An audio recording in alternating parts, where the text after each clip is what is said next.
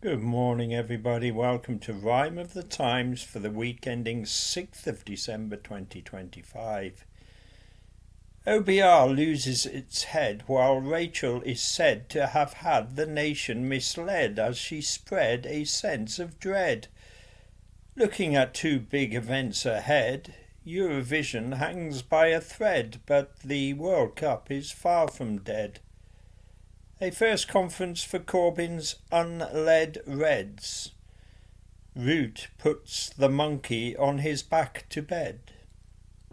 The OBR's leak of last week's budget had many rushing to condemn and judge it. Clearly someone somewhere managed to drop the ball and the criticism became unstoppable. And those critics on Monday got their reward as the chair of the OBR fell on his sword. Richard Hughes' head rolled with little resistance for the worst dog's dinner in the watchdog's existence. Meanwhile, the Chancellor was feeling the heat as people felt she'd demonstrated deceit. On the 6th of November, with her breakfast address, she had caused anxiety and some distress, implying that the nation's finances were shot and we'd all pay the price, like it or not. Though the actual words were not actually heard, it was clear that that was what was inferred, and so the drumbeat of taxes was drumming, and an across-the-board income tax rise was coming. At least that was the experts' consensus, but Rach had been speaking under false pretences, because it now seems that by the time of Halloween the economy had been showing small signs of green shoots of recovery coming through, and this fact Rachel Reeves already knew. But her tones continued downbeat, dejectory, as if Britain still faced a downward trajectory. And so Rachel Reeves now has to answer a lot of tricky questions as the Chancellor. Jeremy Corbyn had some time for reflection after his Labour Party ejection.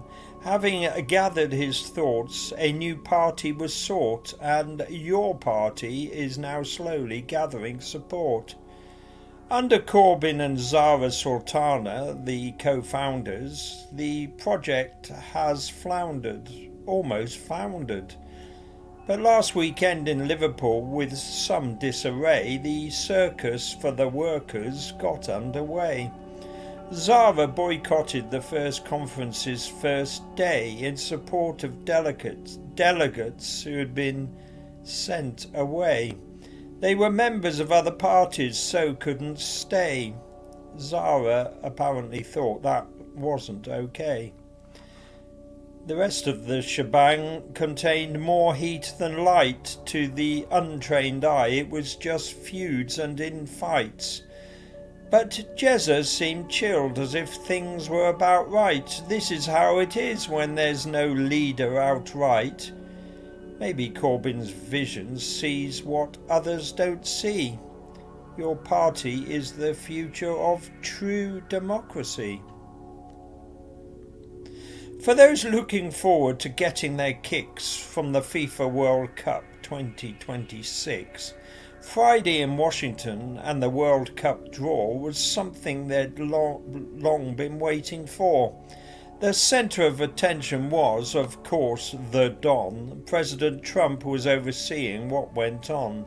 Mexico and Canada will also co-host, but it seems the US is the host that means most. Diplomacy, of course, since the beginning of time has been I'll scratch your back if you scratch mine, and though transparency may be undermined, it means these events usually turn out just fine. And so it was that Trump got what he'd long longed for: recognition for stopping war after war. Infantino didn't care if Trump's claims are true. Giving him his gong, he knew, was what he must do. As for Trump, he probably thought, what the heck? I've got my bit of bling hanging round my neck. The FIFA chief's noble gesture sure hit the spot. replacing the Nobel Prize that Trump never got. Some may have said the whole event went too far, sickly sycophancy with all the glitz and stars, but it was no worse than just baffling and bizarre, no clear and obvious gaffes to require VAR. It was all a load of balls at the end of the day, and that's all that matters, true soccer fans would say. Another event, another political football, another of next year's international festivals. Eurovision is meant to be a contest for all, but after 70 years the institution could fall. A split has appeared amongst the competitors of camp. Now both camps are encamped with no off-ramp. On Thursday, a change in the scoring was agreed so that state-sponsored voting would not succeed. This change was aimed mainly at the Israeli nation, who had been found guilty of vote manipulation. But some felt in general Israel had committed enough misdeeds to have their place forfeited. Misdeeds in both the music and military sphere, and now some countries are to swerve the event next year. Spain, one of the big five of Eurovision, are one of those boycotting the competition. The event's strength was its apolitical stance, even if many would say the music is pants. But this massive crack that's fractured the big five might mean this annual great crack will not survive. Joe Root's Ashes record had become a yoke. For Aussies it had become a perennial joke. Average Joe as a cricketer was your average bloke. When he got past 50 he would always choke. Aussies said he could not be considered the best till he scored a ton in Oz in an Ashes test. But in Brisbane he ended those Aussie doubts with Friday's knock of 138 not out. But with little support from other batters, it looks like England will again be battered, and barring a miracle, their tour is in tatters.